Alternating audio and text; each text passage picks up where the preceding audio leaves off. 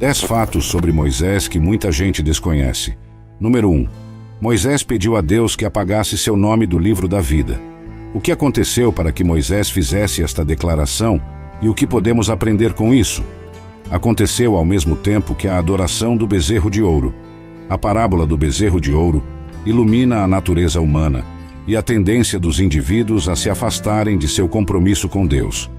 É irônico que enquanto Moisés estava no Monte Sinai, recebendo os 10 mandamentos de Deus, os israelitas estavam quebrando o primeiro mandamento, que diz que não terás outros deuses diante de mim.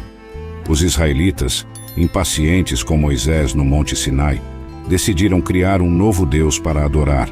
Para isso, fundiram suas joias de ouro e construíram um bezerro de ouro com elas. A impaciência do povo os levou a procurar Arão e deram a ele a responsabilidade de servir como seu guardião espiritual no lugar de Moisés.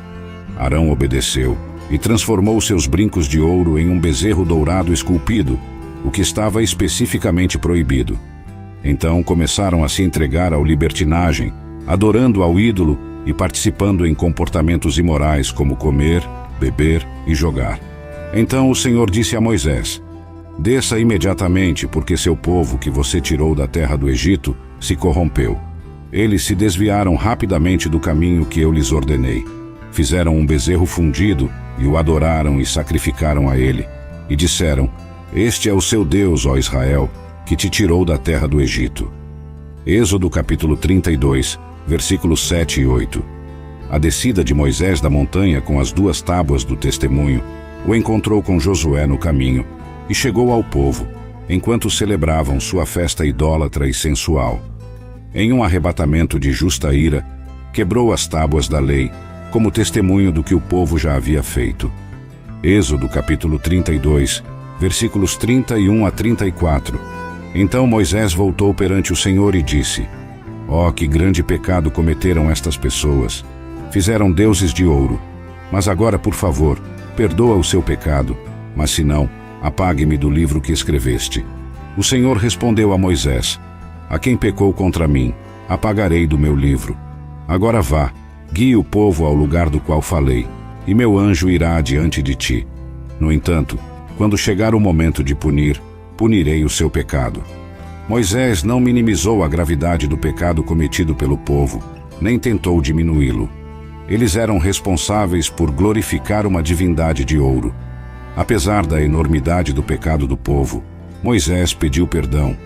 Esta foi uma súplica à misericórdia e graça de Deus. Moisés suplicou a Deus que perdoasse a Israel devido à sua própria identificação de sacrifício com o povo pecador. Se Deus se recusasse a perdoar, Moisés pediu para ser condenado como sacrifício pelo seu povo pecador. Moisés sentiu que Israel havia pecado tão terrivelmente que o sangue de um deus ou um boi não poderia cobri-lo. Tinha que ser um homem que sofresse em seu lugar.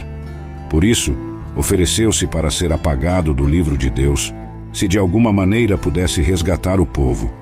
Deus disse não ao pedido de Moisés, mas podemos dizer que Deus estava antecipando o sacrifício de um maior que Moisés, que se daria a si mesmo pelo povo, trazendo uma expiação completa e total. Claro, Jesus tinha o mesmo coração sacrificial quando morreu por nossos pecados. Deus aceitou perdoar a nação, mas reservou o direito de julgar os pecadores individuais. Agora, pois, vá, guie o povo ao lugar do qual falei. Foi a promessa de Deus de permanecer fiel a Israel e manter sua presença com eles.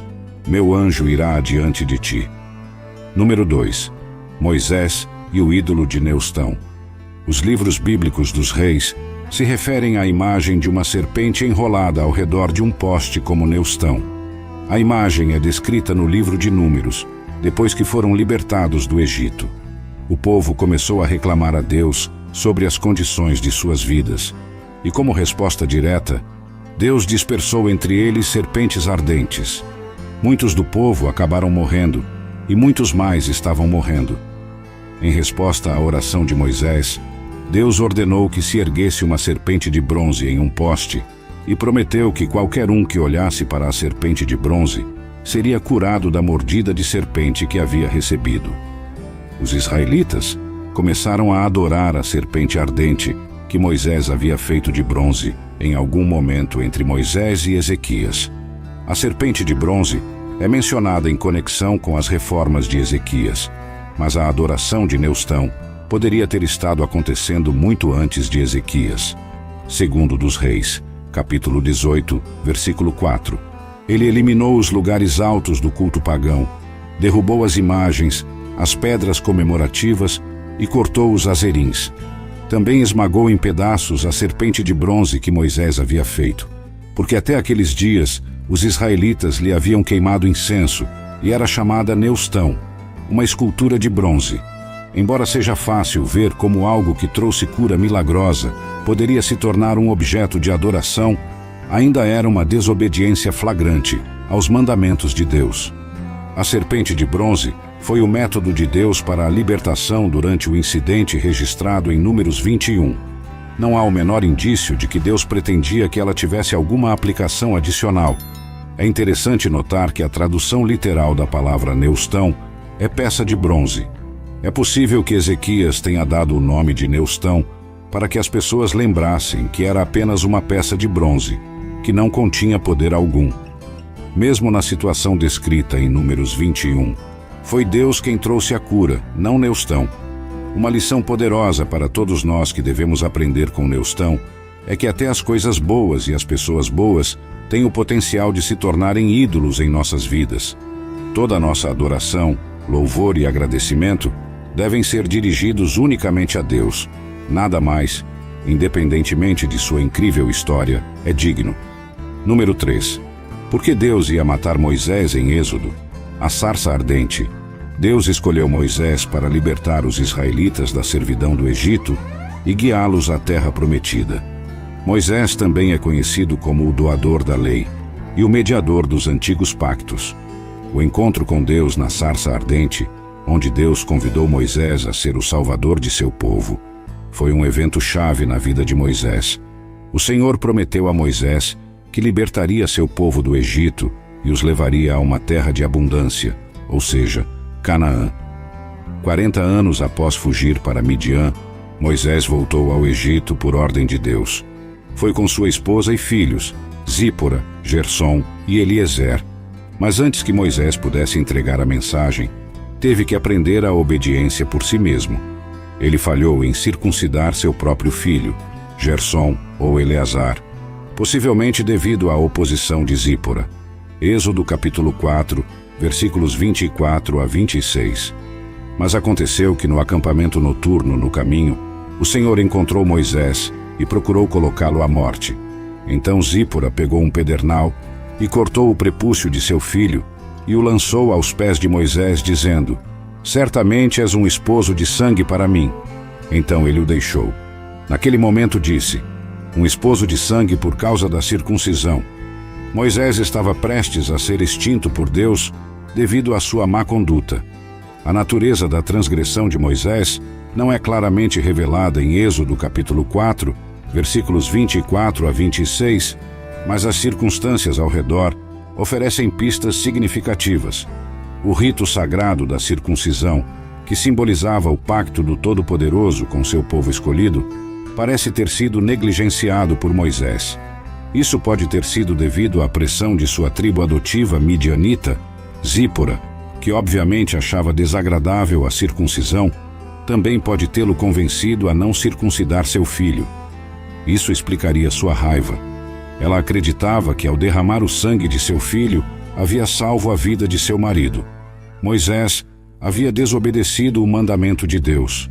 No entanto, Deus está agora dizendo a Moisés: "Eu não uso a todos, uso aqueles que são santos e retos." Você e eu sabemos que não somos santos e retos em nós mesmos, que somos justos apenas através de Cristo. Mas isso não significa que continuemos pecando para que a graça abunde. Moisés ia voltar e representar a Deus, mas ainda não havia feito o que um representante justo de Deus faria, mesmo com seus próprios filhos. Então Deus procurou matar a Moisés. Deus é muito severo em seus julgamentos, porque está deixando claro que ele não é um Deus com quem se brinque. Portanto, como Moisés ia ser o libertador, Ele tinha que trabalhar em áreas de sua própria vida que estavam desalinhadas, porque Deus é santo. Este nível de julgamento também se aplica aos israelitas. Deus nos mostra que não vai usar um povo injusto para julgar a outros.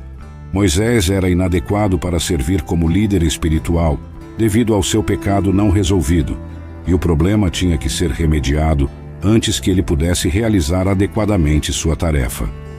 Assim que Zípora completou a tarefa, o Senhor o deixou ir.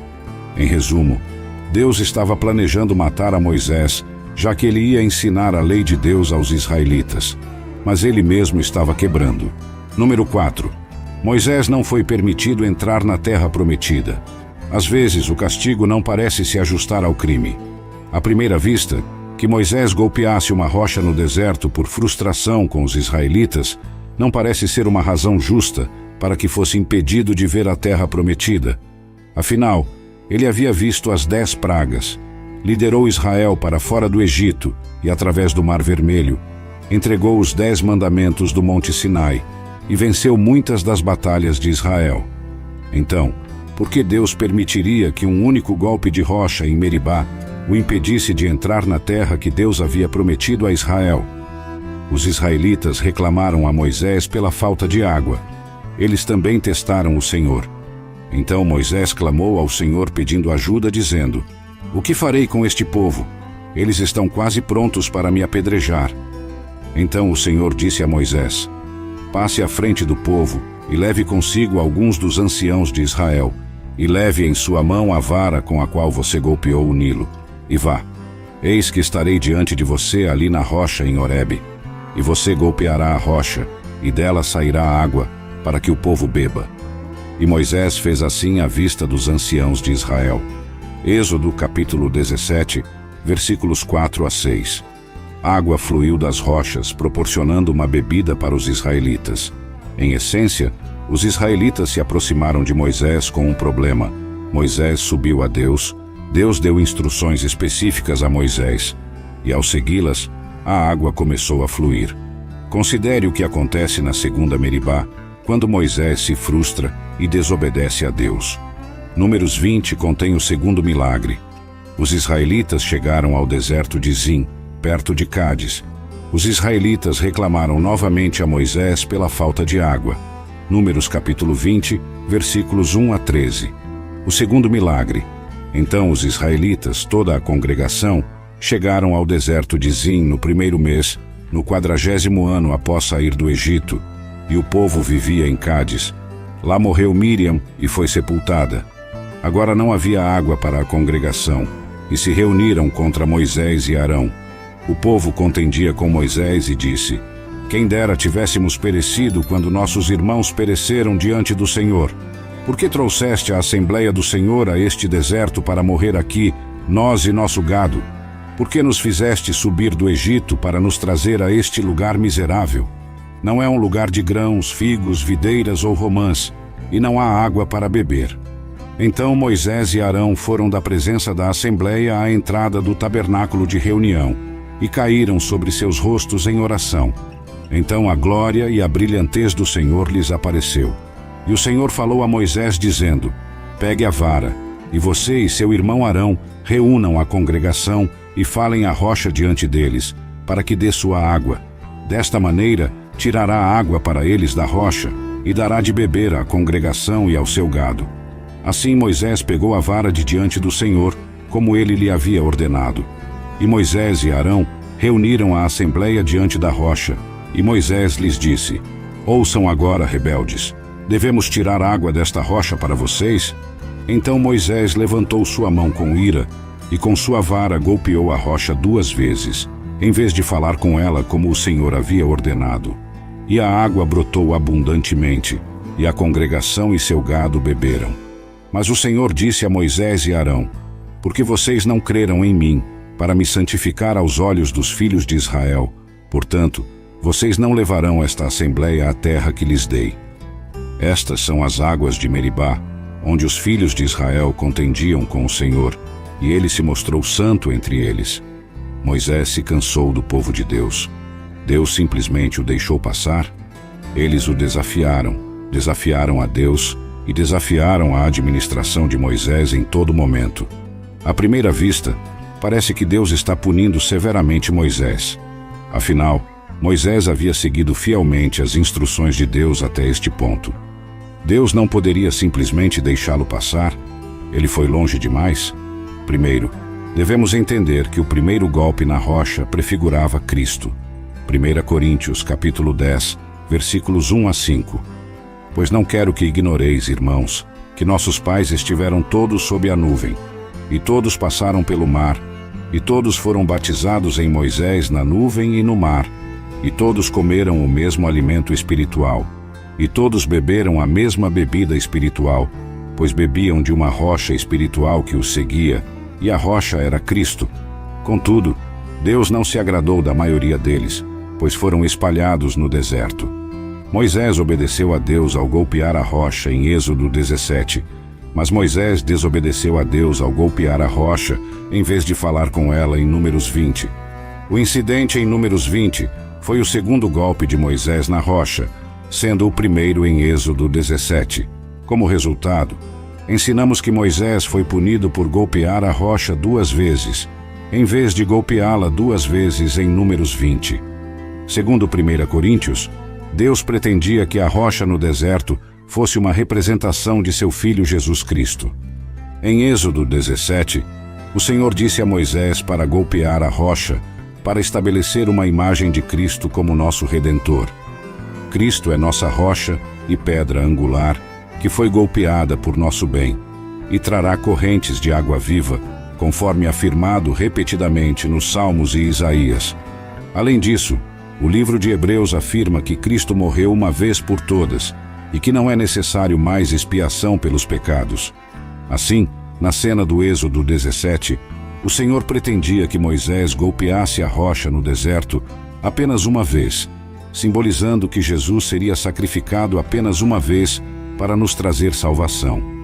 Mais tarde, em Números 20, o Senhor instruiu Moisés a falar apenas com a rocha, para que a imagem criada em Êxodo 17 fosse preservada. Quando Moisés escolheu golpear a rocha uma segunda vez, estragou a imagem do Êxodo 17.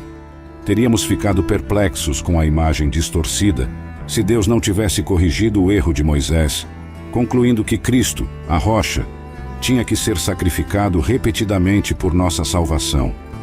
Como resultado, Deus puniu Moisés para garantir que entendêssemos corretamente a imagem da rocha, impedindo Moisés de entrar na terra prometida.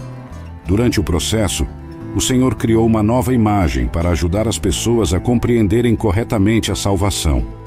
Ao negar a Moisés a entrada na terra prometida, o Senhor demonstrou que não podemos entrar na salvação, ou seja, a terra prometida, através das obras da lei, ou seja, Moisés, mas somente através da obra de Jesus, ou seja, por Josué, cujo nome é Yeshua ou Jesus. Quando Deus instruiu que falasse com a rocha para obter água para a nação, ele a golpeou em um ato de ira. Ele reagiu com raiva, em vez de com compostura, e como resultado, foi proibido de entrar na terra prometida. Número 5. Os magos que Moisés enfrentou. Os magos Janes e Jambres. A narrativa dos magos do faraó encontra-se em Êxodo 7 e 8. Quando Moisés e Arão confrontaram o faraó no Egito e exigiram que libertasse o povo de Deus da escravidão, eles, para validar sua mensagem, Moisés e Arão realizaram milagres. Moisés ocupou um lugar especial na história, devido ao extraordinário número e variedade de proezas milagrosas que lhe foram atribuídas, como está escrito. Todo aquele poder poderoso e todo o grande terror que Moisés realizou. Aprendemos que Moisés foi incomparável no poder e autoridade com os quais liderou o povo de Israel. Diz-nos que não surgiu outro profeta como Moisés em Israel desde esse tempo. No entanto, houve grandes governantes de Israel, bem como líderes, profetas e sacerdotes, mas antes da chegada de Jesus Cristo, conhecido como o Messias, nunca houve outro homem que ocupasse todos esses cargos de maneira tão gloriosa como Moisés fez.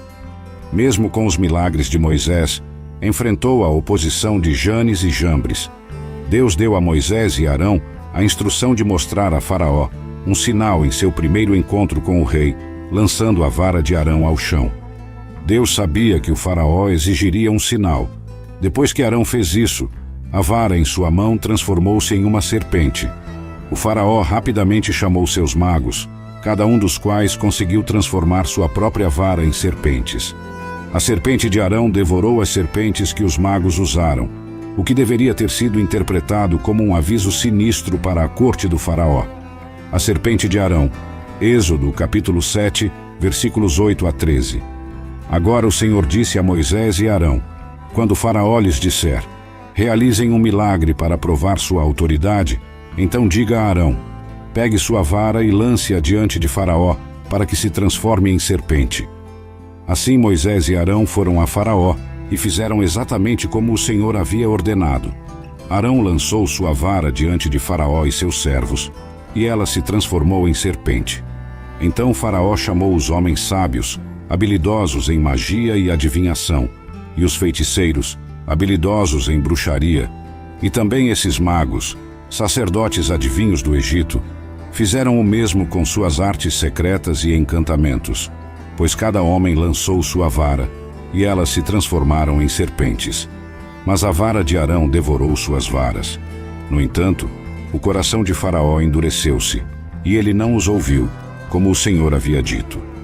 Os magos do Faraó tiveram sucesso em realizar milagres mais 2 vezes, igualando os sinais que Moisés e Arão lhes haviam mostrado.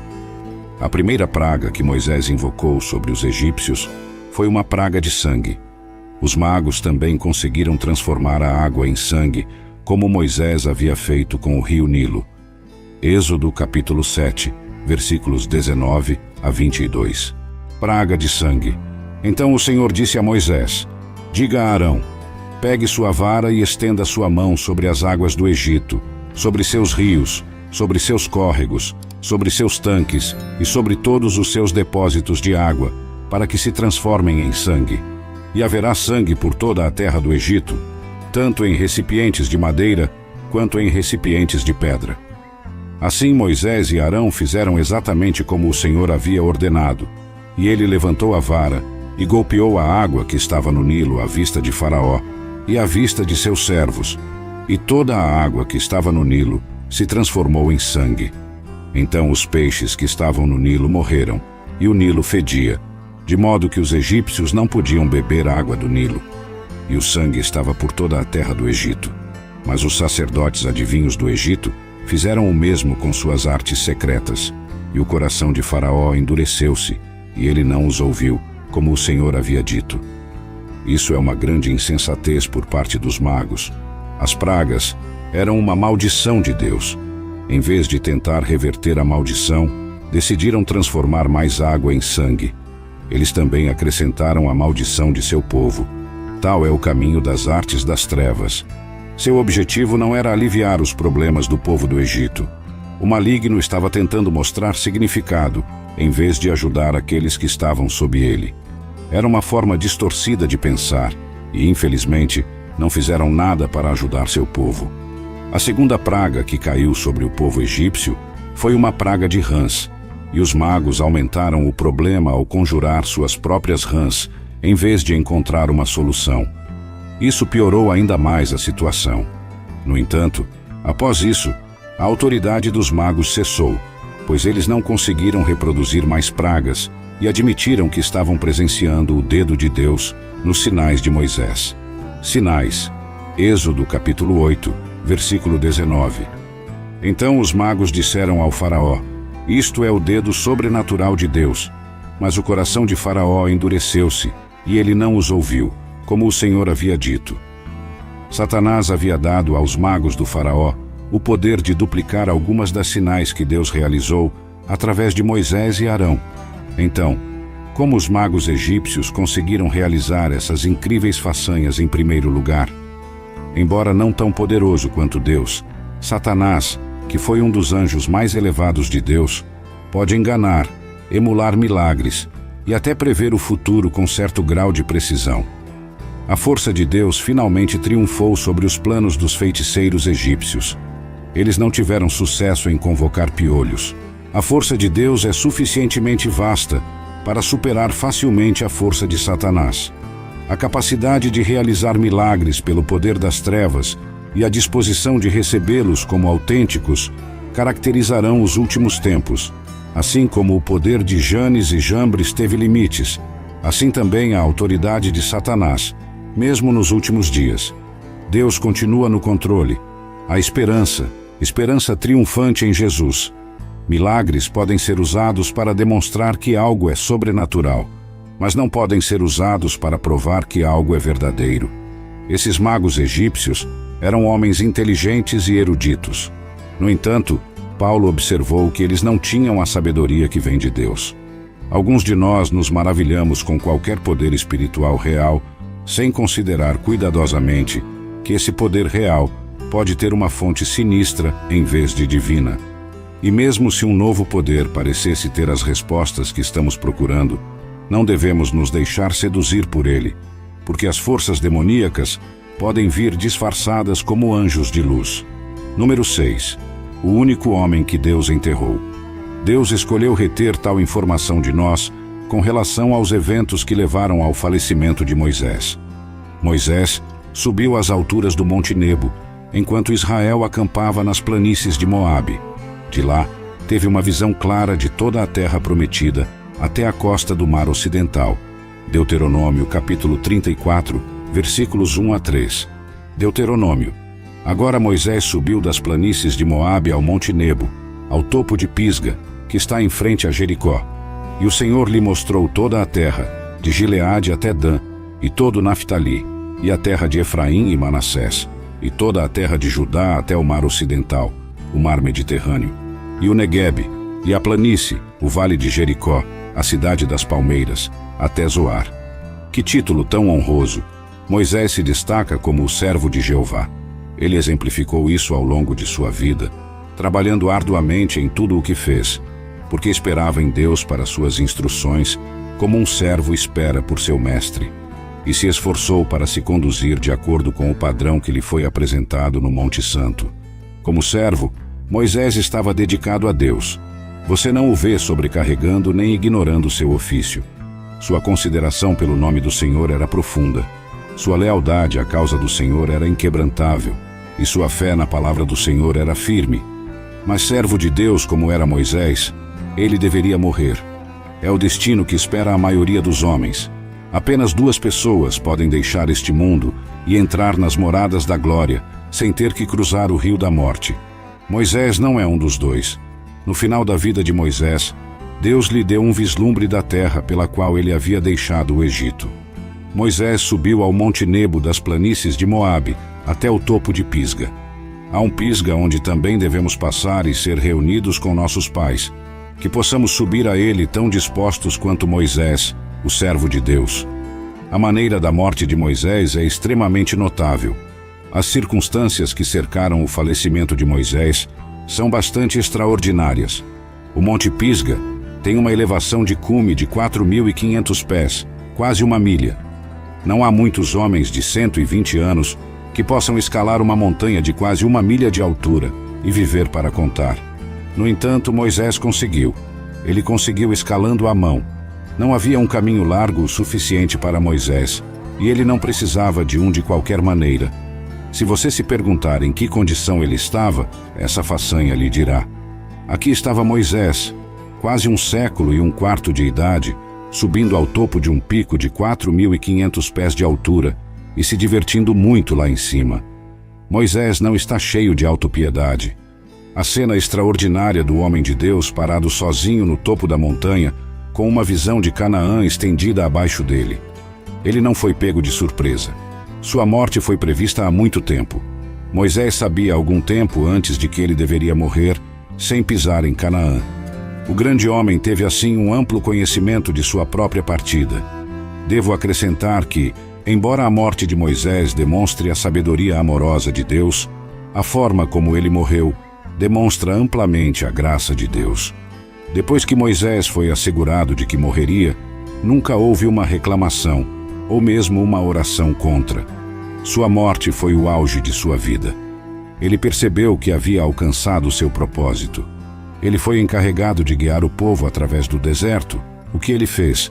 Além disso, morreu na melhor companhia possível. Alguns homens morrem de maneira mais apropriada na companhia de seus filhos. Sua força esteve em seus deveres e apegos domésticos, e em sua descendência fecham apropriadamente seus olhos. Mas não havia verdadeira parentela para o homem Moisés. Moisés morreu conforme a palavra do Senhor. Que maneira de viver 120 anos e não precisar de óculos, 1 século e 1/5 e não precisar de muletas. Moisés nunca se sentou em uma cadeira de balanço, esfregando-se com linimento e bebendo ensure. Mas o versículo 6 contém uma das declarações mais notáveis sobre toda a carreira notável de Moisés. Deuteronômio, capítulo 34, versículo 6. Lugar de enterro de Moisés. E ele o enterrou no vale na terra de Moabe, em frente a Bet-peor. Mas ninguém sabe onde está seu lugar de sepultura até o dia de hoje. Deus pessoalmente enterrou Moisés, a única pessoa na Bíblia a fazer isso. Você percebeu isso? Número 7. A localização de seu corpo é desconhecida. O Senhor então ocultou o túmulo. O que o levou a fazer isso? Porque esse túmulo teria se tornado um santuário. Ainda estariam traçando um caminho até Nebo hoje, erguendo santuários, vendendo pipocas e amendoins, fornecendo vários passeios, possivelmente até enviando um bonde até lá, com enormes faixas declarando lugar de sepultura de Moisés. Então foi ocultado. Isso era tão crucial para o Senhor que até provocou um confronto angélico. Número 8. O diabo lutou pelo corpo de Moisés. Judas, versículo 9, refere-se a um evento que não se encontra em nenhum outro lugar da Bíblia. Teve que lutar ou disputar com Satanás sobre o corpo de Moisés. Mas o que isso implicou não é descrito. Judas 9. No entanto, Miguel, o arcanjo, quando contendia com o diabo discutindo sobre o corpo de Moisés, não ousou proferir contra ele uma acusação injuriosa, mas disse: "O Senhor o repreenda." Este evento ocorre em Judas. Aqui Judas compartilha conosco um incidente que não se encontra em nenhum outro lugar da Bíblia.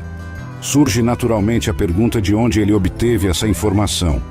Alguns dizem que a informação foi transmitida por tradição. Isso pode ser verdadeiro ou não. Não temos conhecimento definitivo de por que surgiu a disputa entre Miguel e Satanás sobre o corpo de Moisés. Não é improvável que Satanás quisesse conhecer o lugar para construir ali um santuário. Miguel recusou-se a emitir um julgamento presunçoso, simplesmente anunciou a repreensão do Senhor. Apesar de seu grande poder, Miguel permanece completamente submisso ao Senhor. Os anjos justos têm uma hierarquia e são submissos à autoridade. Considerando a força de Miguel, a submissão do arcanjo a Deus é ainda mais bela. Podemos ver que a submissão nunca é destinada a tirar a força, o propósito ou o valor de um indivíduo. A força do anjo Miguel não estava em questão, já que a última menção de Miguel, o arcanjo, aparece em Apocalipse capítulo 12, versículo 7, quando Satanás é expulso do céu. O confronto é um mal necessário. Ninguém o desfruta, mas deve ser feito para corrigir, purificar e unificar a comunidade. Número 9. Moisés encontra-se com Jesus. A transfiguração de Jesus é mencionada em cada um dos livros do Evangelho como um evento importante na vida de Jesus e uma prova de sua divindade. Jesus leva apenas 3 de seus seguidores, Pedro, Tiago e João, a uma montanha alta, após realizar uma série de milagres e prever sua própria morte. Esta é a cena da transfiguração, na qual sua aparência se transforma radiante. Mateus capítulo 17, versículo 2.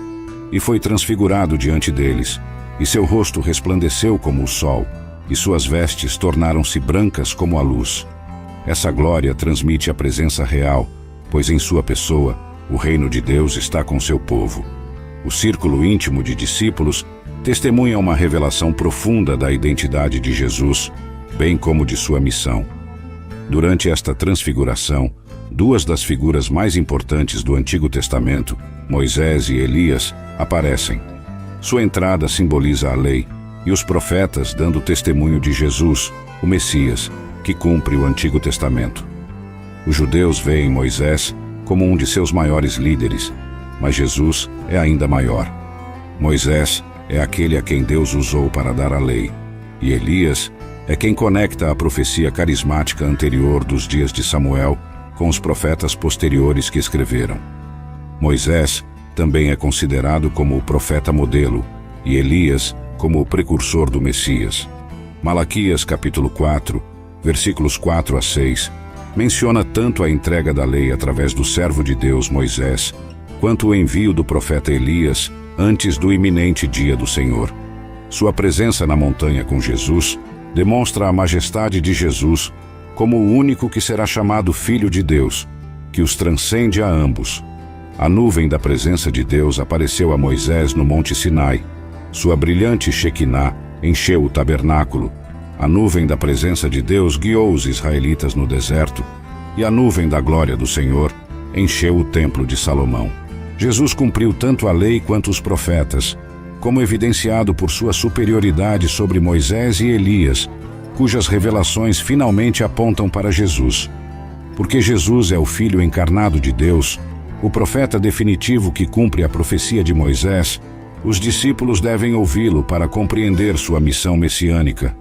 Quando os discípulos olham para cima, só veem Jesus. Sua atenção agora está unicamente em Jesus, como Moisés e Elias teriam preferido, porque seu significado último estava em preparar o caminho para o Messias, o Filho de Deus, e seu propósito redentor. Embora os discípulos tenham tido a revelação mais explícita da identidade de Jesus, ainda não compreendem completamente o que testemunharam. Número 10. Moisés vê a Deus. Moisés pediu a presença de Deus para guiar seu povo a Canaã. Êxodo capítulo 33, versículos 12 a 17. Moisés disse ao Senhor: Olha, tu me dizes que leve este povo, mas não me deixaste saber quem enviarás comigo. No entanto, disseste: Conheço-te pelo teu nome, e também achaste graça aos meus olhos. Agora, pois, se encontrei graça aos teus olhos, peço-te que me ensines os teus caminhos para que te conheça, e ache graça aos teus olhos. Considera também que esta nação é o teu povo. E o Senhor disse: Minha presença irá contigo, e te darei descanso. E Moisés lhe disse: Se a tua presença não for conosco, não nos faças subir daqui. Pois como se saberá que achei graça aos teus olhos, eu e o teu povo? Não é no fato de que tu vais conosco, de modo que nós, o teu povo e eu, seremos distinguidos de todos os povos que estão sobre a face da terra? O desejo de Moisés pela presença de Deus. E o Senhor disse a Moisés: Farei também isso que disseste, pois achaste graça aos meus olhos, e eu te conheço pelo teu nome. Aqui vemos Moisés e Deus conversando aberta e honestamente, como se fossem amigos. Deus havia prometido enviar um anjo para acompanhar os israelitas, mas isso não satisfez Moisés. Quem era exatamente esse anjo? Moisés estava interessado. Moisés desejava que a presença de Deus acompanhasse os israelitas, não apenas um anjo. Moisés também pediu a Deus que lhe ensinasse seus caminhos, o que Deus concedeu em Êxodo capítulo 34, versículos 5 a 7. E o Senhor desceu na nuvem e esteve lá com ele, e proclamou o nome do Senhor. E o Senhor passou diante dele e proclamou: o Senhor Deus, misericordioso e compassivo, tardio para a ira, e abundante em bondade e verdade, que guarda misericórdia para milhares, que perdoa a iniquidade, a transgressão e o pecado, e que de maneira alguma terá por inocente o culpado, que visita a iniquidade dos pais sobre os filhos e sobre os filhos dos filhos, até a terceira e quarta geração.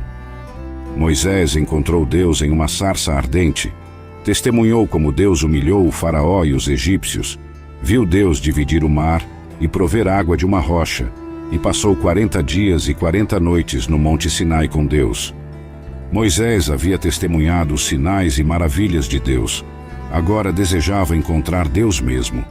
Desejava ter um relacionamento pessoal com Deus, mais desejável do que todas as suas obras e bênçãos combinadas. Conhecer pessoalmente a Deus é a maior bênção que qualquer ser humano pode receber.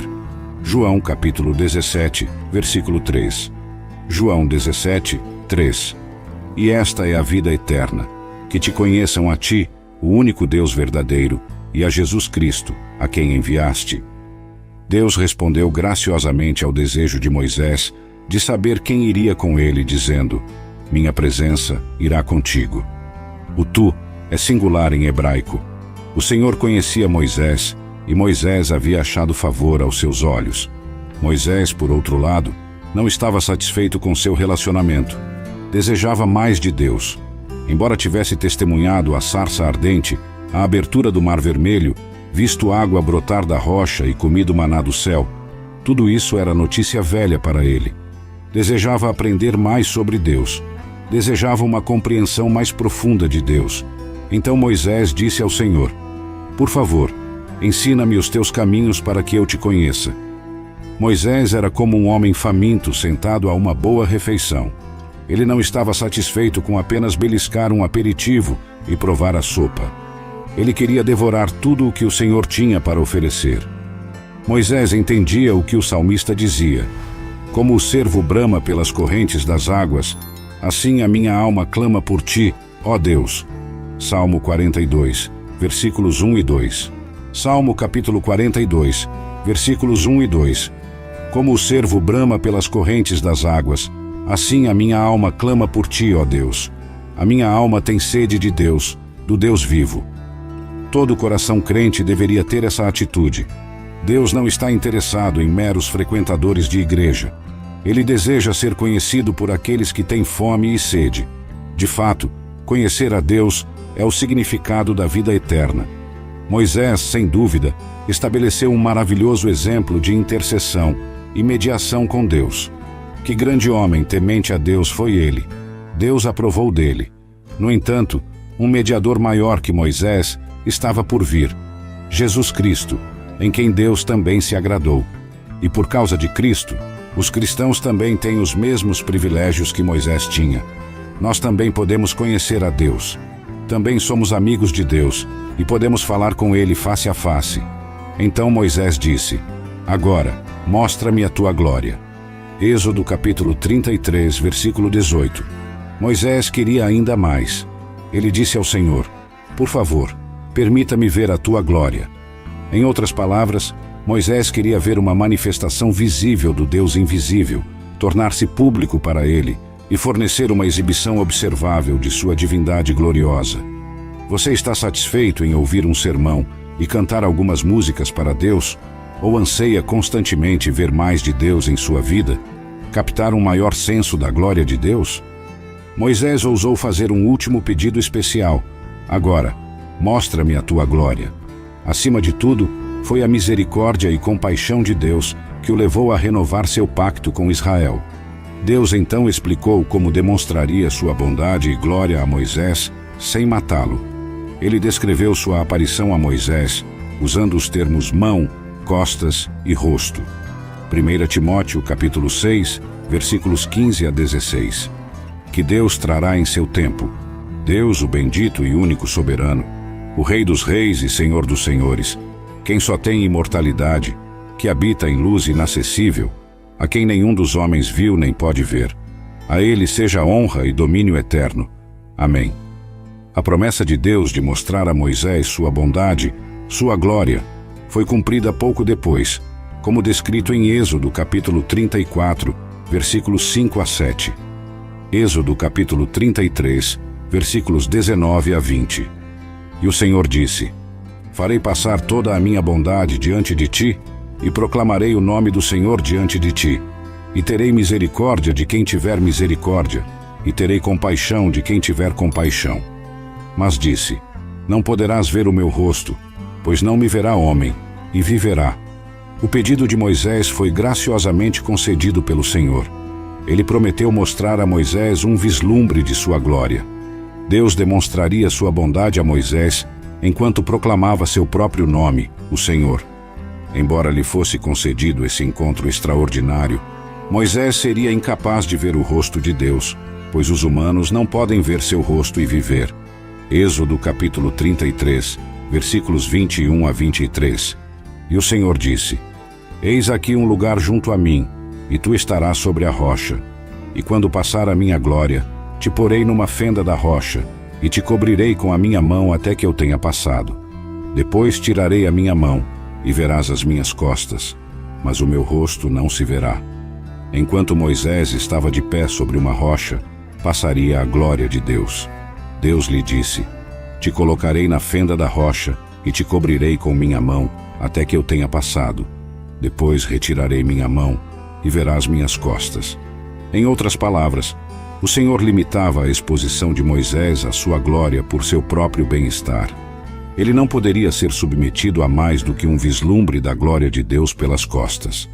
Apesar disso, seu rosto brilharia literalmente com a maravilha do encontro e a santidade de falar com o Senhor, como resultado até mesmo desta exposição limitada. Claro, já que Deus é espírito, ele não tem corpo e, portanto, não tem costas, assim como não tem braço. Ninguém jamais viu a Deus em toda a sua glória, mas o Filho de Deus o revelou. De fato, Jesus disse a seus discípulos: Quem me viu, viu o Pai, em João capítulo 14, versículo 9. Até então, continuamos caminhando pela fé com Deus.